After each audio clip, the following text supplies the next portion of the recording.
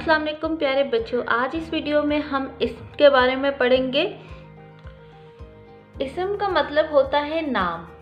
किसी भी इंसान, जानवर, परिंदे, जगह या चीज़ के नाम को इसम कहते हैं। मसलन किताब अच्छी है, इसमें किताब जो है वो इसम है।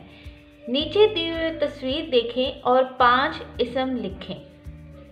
अब आप इस तस्वीर में देख सकते हैं, इसमें बेशुमार चीज़ें हैं और ये सारी चीज़ें किसी न हर चीज़ का कोई ना कोई नाम है।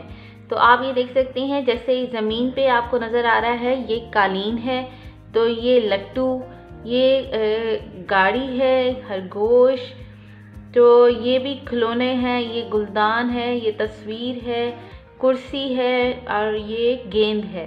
तो हमने नंबर 1 पे लिखा है गाड़ी, नंबर 2 लट्टू, नंबर 3 खरगोश, नंबर 4 मेज़, नंबर 5 गुलदान। तो उम्मीद है कि आज का सबक आपको समझ आ गया होगा। आज हमने पढ़ा है इसम के बारे में, यानी इसम होता है किसी भी इंसान, जानवर, परिंदे, जगह या चीज़। जैसे आप अगर अपने घर की मिसाल लेते हैं तो आपके घर में आप अपनी अम्मी, अब्बू, बहन, भाई के साथ रहते हैं, तो ये हो गए इंसान। अगर आपने कोई घर में कोई जानवर रखा हुआ है जैसे बिल्ली, तो ये हो गया, आप उसकी ये मिसाल ले सकते हैं। इसके अलावा परिंदे में तोता और कबूतर, कौवा, इस तरह की चीज़ें आ जाती हैं।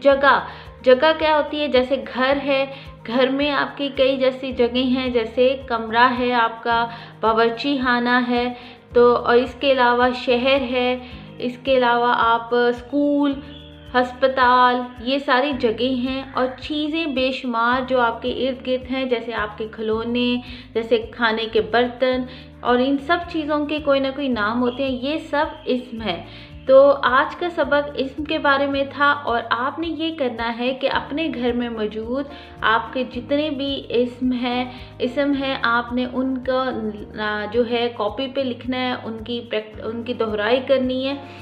उम्मीद है कि आज का सबक आपको समझ आ गया होगा। अपना बहुत सा ख्याल रखें। अल्लाह हाफ़िज़।